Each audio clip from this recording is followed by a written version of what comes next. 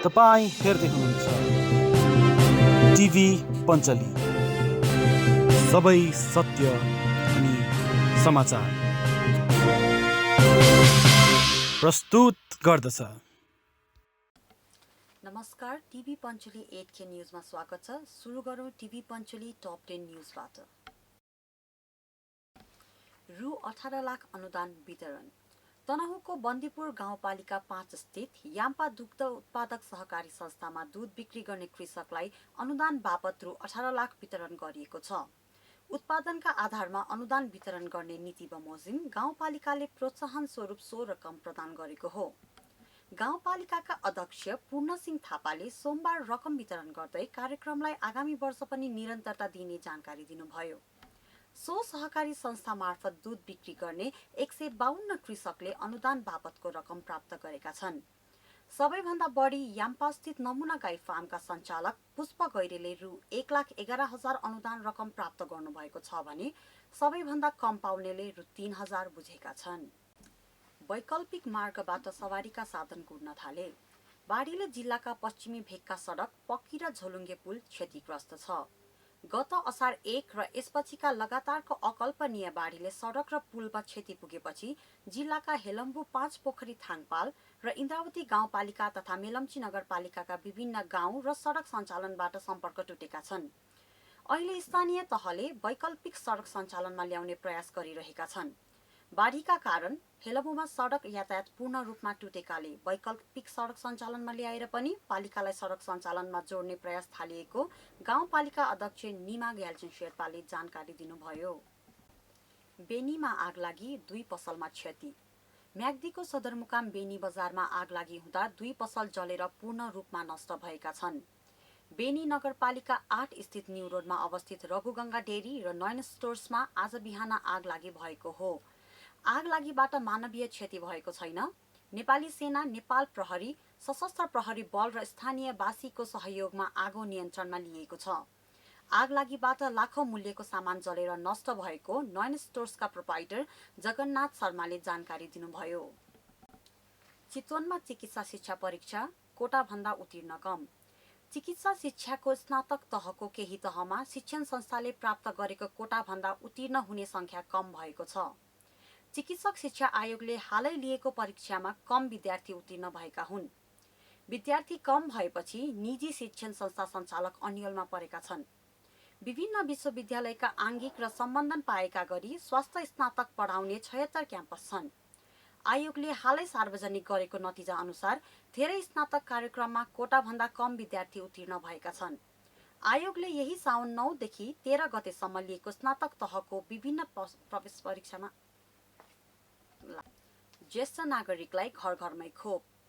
ज्येष्ठ नागरिक प्रति स्थानीय सरकार कति जिम्मेवार बन्नुपर्छ भन्ने उदाहरण काभ्रे पलाञ्चोकको नवबुद्ध नगरपालिकाले पुष्टि गरेको छ। अहिले उहाँहरूलाई नगरपालिकाले कोरोना विरुद्धको खोप घर घरमा लगाई उत्कृष्ट सेवा प्रदान गरिरहेको छ। नवबुद्ध 8 का 102 वर्षीय अमन्तीनाथ हुमागाईले आफ्नै निवासमा सोमबार कोभिसिल्डको दोस्रो मात्रा खोप लगाएपछि भन्नुभयो, आज म खुसी छु। नगरपालिकालाई धन्यवाद दिन चाहन्छु। उहाँलाई नगरपालिकाको स्वास्थ्य कर्मी टोलीले घरमै पुगेर खोप लगाइदिएको थियो। सोही अवसरमा नगर प्रमुख टङ्क प्रसाद तिमिल सिन्हाले उहाँलाई खोप कार्ड प्रदान गर्दै 65 वर्षदेखि 102 वर्षसम्मका नागरिकलाई घरमै पुगी खोप लगाउने व्यवस्था मिलाएको जानकारी दिनुभयो। 8 पक्की पुल निर्माण। सडक डिभिजन कार्यालय हेटौडाले गत आर्थिक वर्ष 2077-78 मा 12, पर्सा र मकवानपुर जिल्लामा 8 पक्की पुल निर्माण गरेको छ। ती जिल्लाको सवारी वारपार गर्न समस्या भएका स्थानमा पुल निर्माण गरेर सञ्चालनमा ल्याएको कार्यालय प्रमुख खड्गलाल श्रेष्ठले जानकारी दिनुभयो।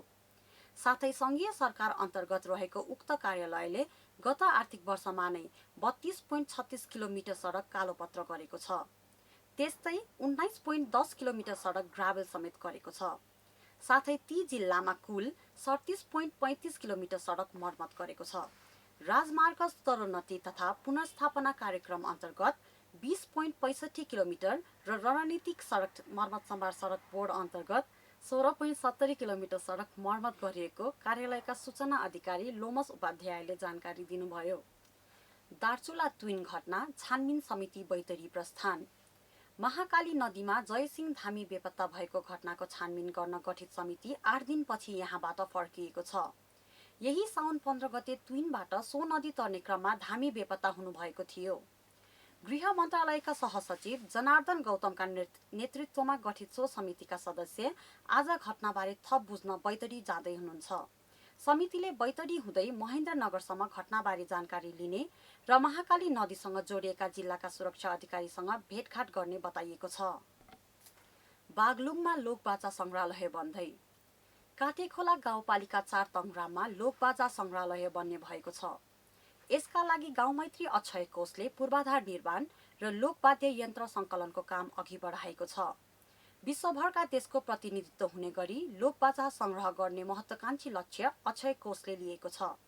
हालसम्म नेपाली र पश्चिमेली गरी 25 किसिमका बाजा सङ्कलन भइसकेको कोषका अध्यक्ष एवं सङ्गीतकर्मीले जानकारी दिनुभयो।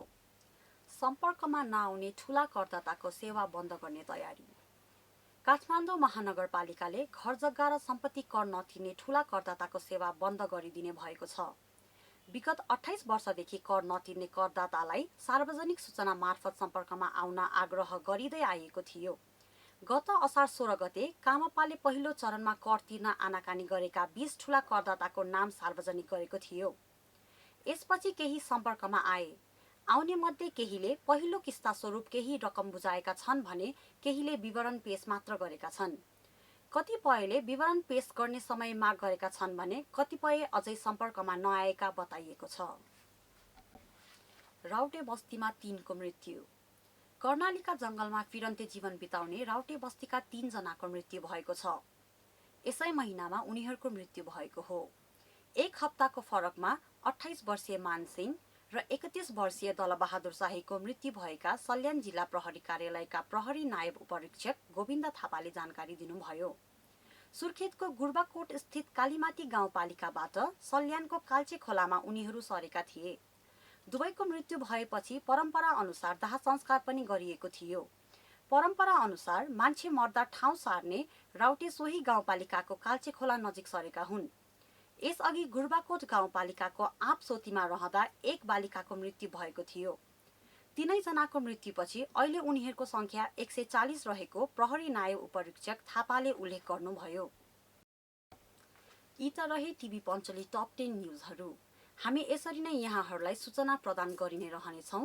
हस्त नमस्कार।